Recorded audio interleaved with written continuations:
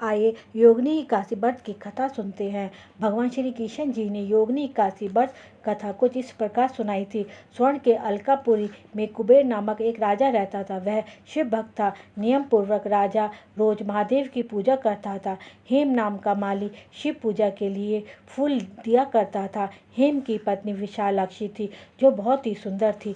एक दिन हेम मानसरोवर में फूल लेकर आया, लेकिन घर पर वह पत्नी के साथ हास्य विनोद करने लगा और कामासक्त हो गया। दूसरी ओर राजा हेम के पुष्प लेकर आने का इंतजार कर रहे थे। दोपहर तक हेम नहीं आया।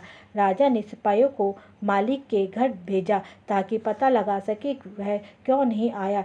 सिपाही हेम के घर गए और लौट कर आए और राजा को बताया कि वह नीच प्रगति का है, वह अतिकामी है, वह अपनी पत्नी के साथ रमण कर रहा है। राजा कुबेर ने हेम को दरबार में बुलाया। राजा ने क्रोध में कहा कि तुम पापी हो, अधर्मी हो, शिव पूजा के लिए फूल लेकर नहीं आए, तुमने भगवान भोलेनाथ का अनादर किया है, तुम श्राप के योग्य हो।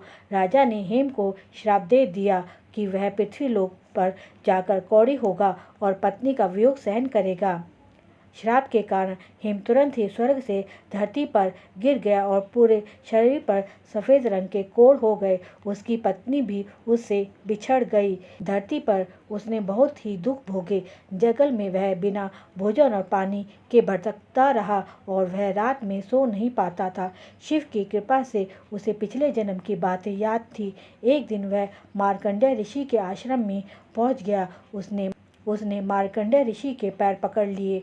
उसने अपनी पूरी कहानी उनको बताई। तब मार्कंडेय ऋषि ने कहा कि वह एक व्रत के बारे में जानते हैं जिसको करने से उद्धार हो जाएगा। उन्होंने कहा कि आषाढ़ कृष्ण पक्ष की एकादशी का व्रत विधि पूर्वक करोगे तो पाप से मुक्त हो जाओगे।